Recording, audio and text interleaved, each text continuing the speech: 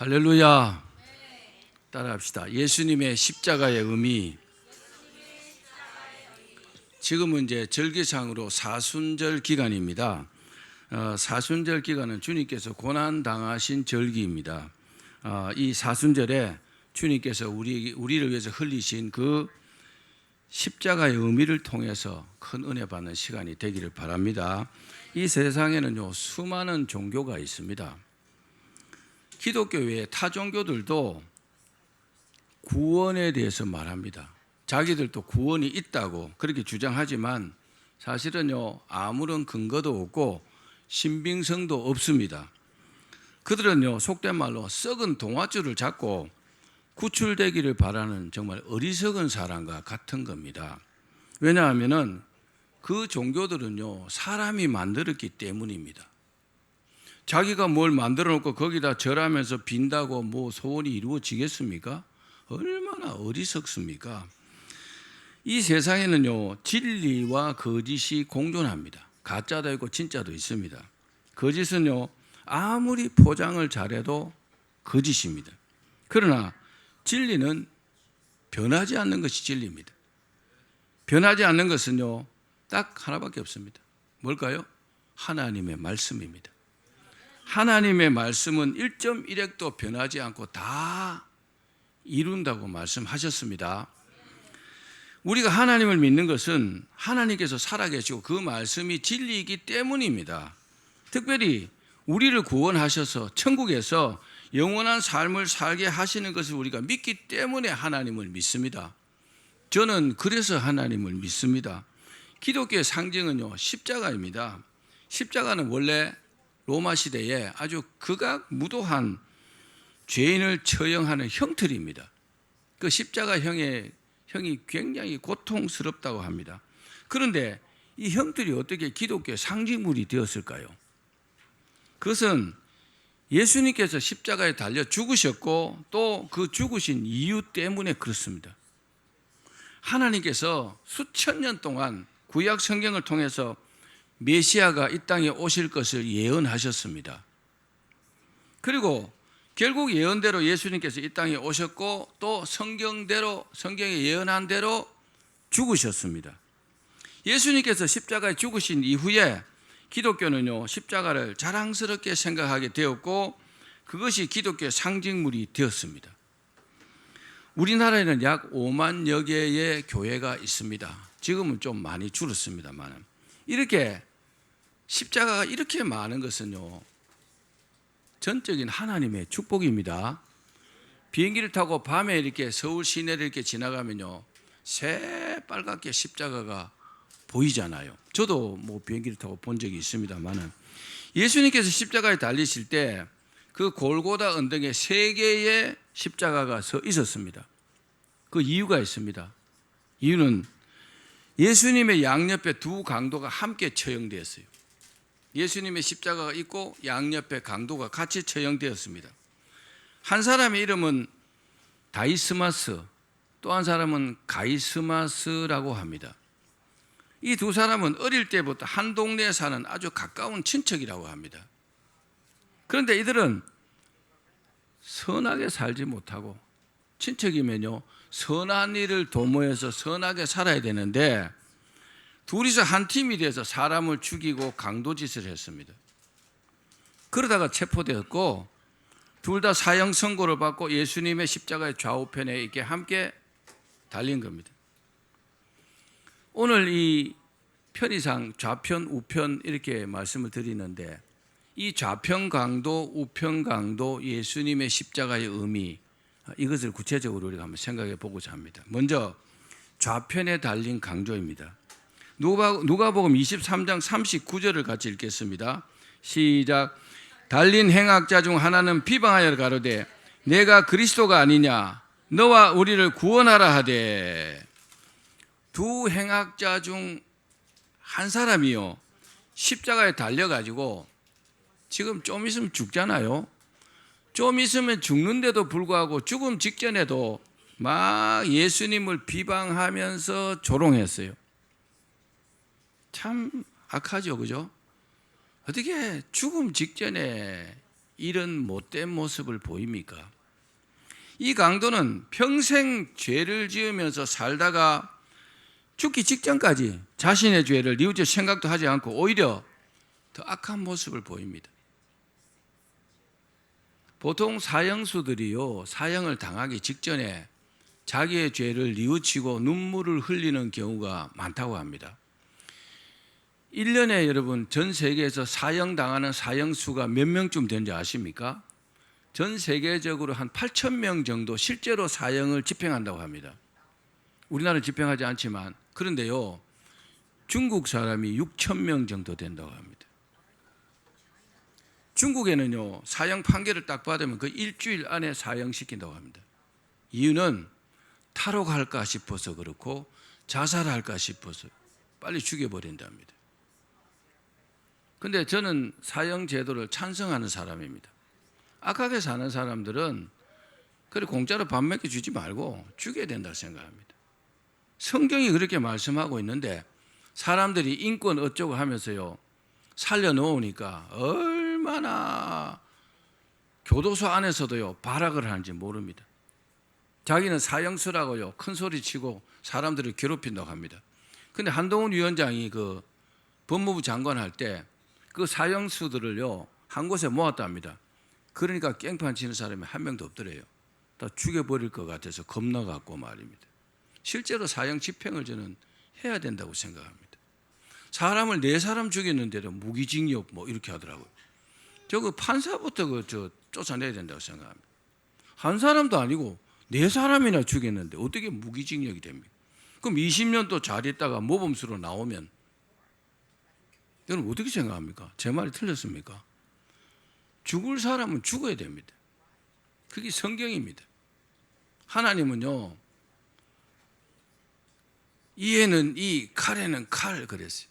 살인자는 죽이라 그랬어요. 그 4사람 죽인데 안 죽이면 얼마나 더 죽입니까? 뭐 좀 말이 셌습니다만은 이 세상에 가장 불쌍한 사람이 누굴까요? 제일 불쌍한 사람이요 벌을 받으면서도 교만하여서 완악하여서 회개하지 않는 사람입니다. 여러분 잘못한 게 있으면 눈물 흘리고 회개해야 합니다. 바로 애굽의 바로 왕 같은 사람입니다. 바로는요 온갖 잡신을 섬기고 이스라엘 백성들을 노예로 부리면서 악을 행한 왕입니다. 이 사람은 회개라는 것을 모르는 사람입니다. 이스라엘이 출애굽하기 전에 하나님께서 10가지 재앙을 내렸잖아요. 재앙을 내렸는데 모세가 이스라엘 백성들을 풀어달라고 하자 그렇게 하겠다고 해놓고 또 마음이 변질돼 갖고 또 안 보내주고 그랬습니다. 그러다가 10번째 재앙인 장자의 죽음의 형벌이 내리니까 결국 항복했습니다. 자기 아들도 죽었습니다. 이런 사람이요 인생 최악입니다. 이런 사람은 한마디로요 제가 이때까지 살아본 결과로는 구제불능입니다. 이런 사람은 방법이 없습니다. 어떤 사람이요? 회개하지 않는 사람. 자기가 세상에서 가장 옳다고 생각하는 거죠.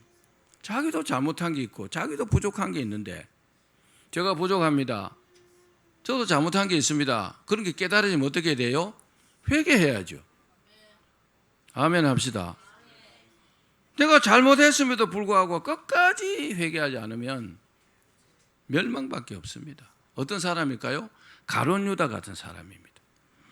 가룟 유다는 예수님을 돈 받고 판 것이 잘못된 일임을 알았으면요 어떻게 해요?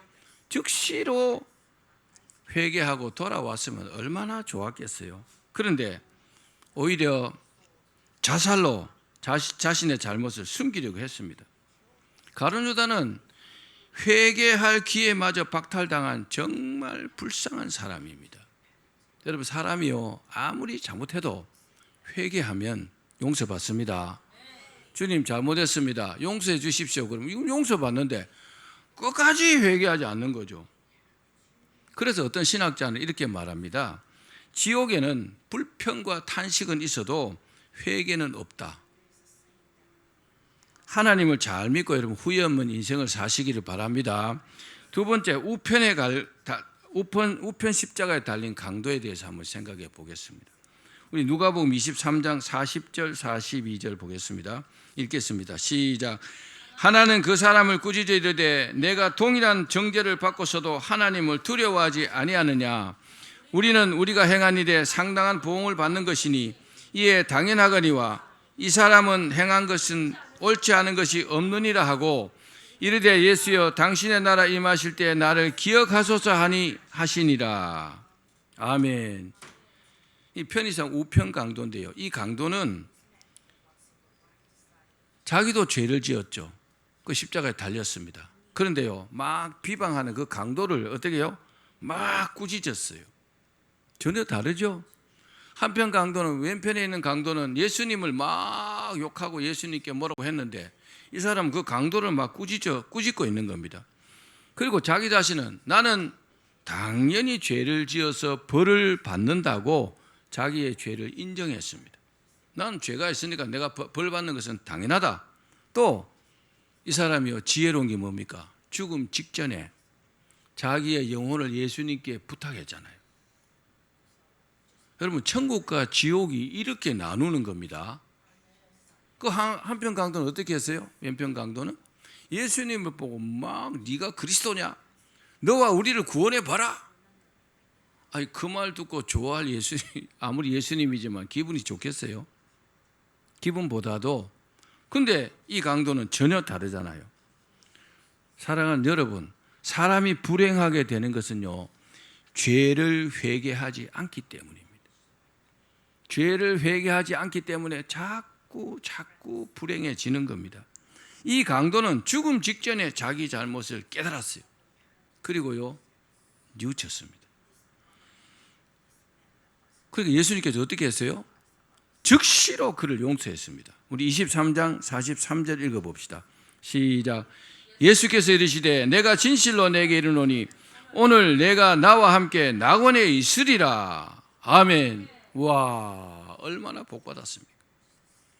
예수 믿고 구원받은 모든 사람을 다 모아놔도요, 이 사람만큼 극적으로 구원받은 사람은 아마 없든지 드물든지 아마 그럴 겁니다. 이 사람은 목숨이 꼴깍 넘어가기 전에 예수님으로부터 너는 오늘 나와 함께 낙원에 있으리라. 예수님께 직접 말씀하셨으니까 낙원에 있다는 말이 무슨 말입니까? 구원받았다 이 말이잖아요. 구원받는다는 말이잖아요.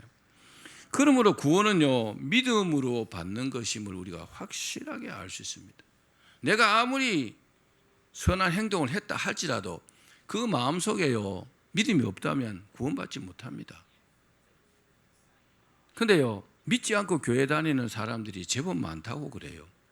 뭐 우리 교회야 그런 사람 없겠지만 큰 교회 가면은 큰 교회 성도들 가운데 그런 사람들이 상당히 많다고 그럽니다.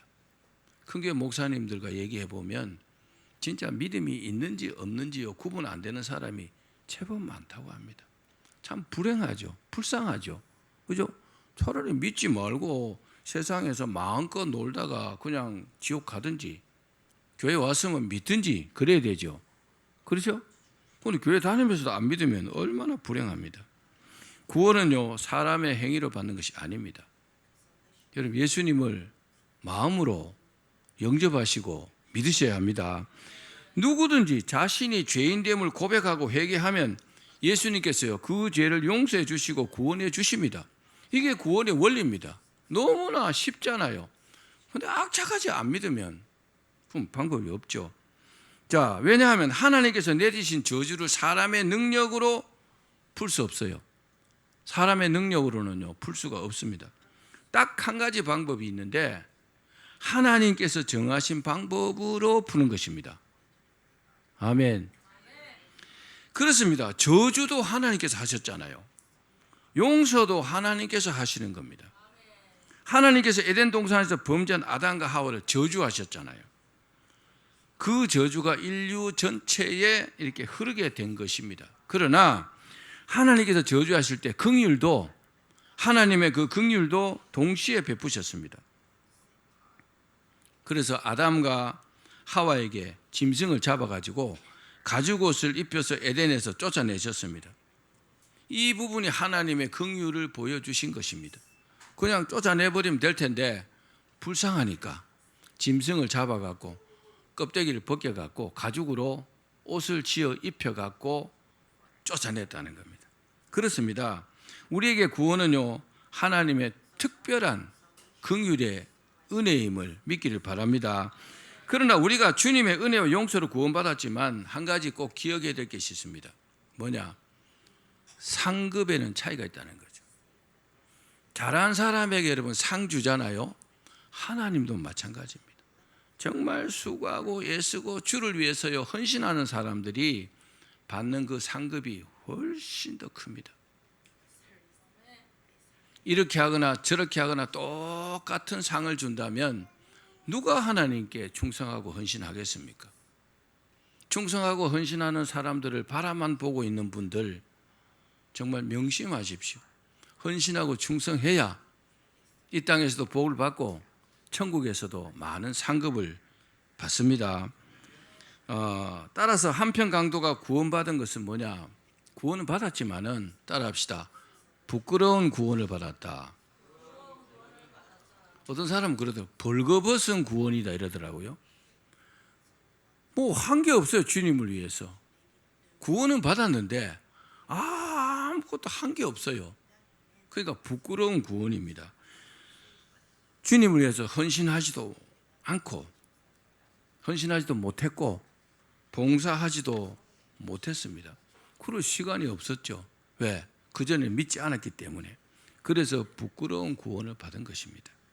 우리는 이 강도처럼 부끄러운 구원을 받지 않도록 더욱 열심히 봉사하고 충성하시어 큰 상급의 복을 받기를 바랍니다. 마지막으로 예수님의 십자가의 의미입니다. 예수님은 죄가 있어요, 없어요? 예수님께서 죄가 있기 때문에 십자가에 달리셨다고 생각한다면 그건 이단입니다. 예수님은 죄가 없으시지만 왜 십자가에 달리셨느냐? 하나님의 뜻을 이루기 위해서 십자가를 스스로 지셨습니다. 예수님께서는 십자가의 형벌을요 충분히 피할 수 있었습니다. 얼마든지요. 겟세마네 동산에 잡혀가실 때 하나님께 이 고통의 십자가를 피할 수 없느냐고 묻기도 하셨습니다. 그러나 하나님의 뜻을 이루시라고 말씀하셨고 그리고 이렇게 말씀했어요. 내가 12영도 더 되는 천사를 지금 보낼 수 없는 줄 아느냐? 그 장로들이 검과 몽치를 가지고 잡으러 왔을 때 예수님께서 그렇게 말씀했어요. 내가 12영도 더 되는 천사를 동원해서 이놈들을 쓸어버릴 수 있지만 하나님의 뜻을 이루기 위해서 내가 십자가를 진다고 잡혀간다고 그렇게 말씀하셨습니다. 십자가형을 피하지 않은 것입니다. 고통스러운, 얼마나 여러분 고통스러웠겠습니까? 하나님께서는 속죄는 피에 있기 때문에 예수님께서요 피 흘려 죽으신 겁니다. 자, 우리 레위기 17장 11절 말씀 읽어봅시다. 시작. 육체의 생명은 피에 있음이라. 내가 이 피를 너희에게 주어 제단에 뿌려 너희의 생명을 위하여 속죄하게 하였나니 생명이 피에 있으므로 피가 죄를 속하느니라. 아멘. 이 교리가 피의 교리입니다.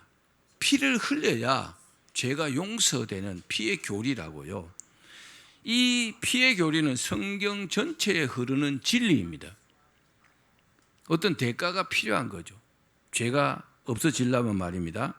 그래서 구약 성경을 보면 하나님께서 속죄하기 위해서 소나 양이나 비둘기를 죽여가지고 피를 흘리게 하신 겁니다. 그리고요 그 드리는 제사를 받으시고 죄를 용서해 주셨어요. 특히 아사셀 염소, 그 제사장들이요 아사셀 염소의 머리에다가 안수해가지고 그걸 광야로 보냈어요. 그것은 바로 예수님을 예표하는 것입니다. 예수님께서는 십자가에 피 흘려 죽으심으로 단번에 속죄하셨어요. 그래서 더 이상 지금은 짐승을 잡거나 이렇게 하지 않습니다. 이제 우리는 내 죄를 위해서 예수님께서 내 죄를 위해서 죽으셨다는 것을 믿기만 하면 죄를 용서받습니다. 도저히 안 믿어지면 믿을 수 있도록 기도하셔야 됩니다. 이 교리를 믿지 않으면 구원받을 수 없습니다. 기독교 정통 교단은 당연히 예수님의 이 피의 교리를 믿습니다. 만일에 예수님의 보혈의 죄사함 능력을 믿지 않으면 그건 타종교입니다. 그건 뭐 거론할 가치가 없습니다. 예수님께서는 이 십자가 형벌을 얼마든지 피할 수 있었습니다. 그러나 예수님께서는 스스로 십자가를 선택하셨고 달리셨습니다. 그 이유가 뭡니까? 우리는 구약 이사야서를 통해서 확실하게 알 수 있습니다. 이사야서 53장은 장차 예수님이 세상에 오셔서 겪으실 고난을 예언하고 있습니다. 거기에 보면 예수님은 바로 우리 때문에 고난을 당하셨다는 사실을 보게 됩니다. 우리 한번 읽어봅시다. 이사야서 53장 4절 5절 말씀 시작. 그는 실로 우리의 질고를 지고 우리의 슬픔을 당하였거늘 우리는 생각하기를 그는 징벌을 받아 하나님께 맞으며 고난을 당한다 하였노라. 그가 찔림은 우리의 허물 때문이요 그가 상함은 우리의 죄악 때문이라. 그가 징계를 받음으로 우리는 평화를 누리고 그가 채찍에 맞음으로 우리는 나음을 받았도다. 아멘. 이 말씀에서 우리라는 말이요 7번이나 반복됩니다. 우리의 질고를 지고, 예수님께서 우리의 질고를 대신 졌다는 겁니다. 우리의 슬픔을 당했다. 내가 슬퍼할 것을 예수님께서 대신 슬퍼했다는 거죠. 우리는 생각하기를 우리의 허물을 인하며, 우리 허물이 많잖아요. 저도 여러분 다 허물이 많습니다.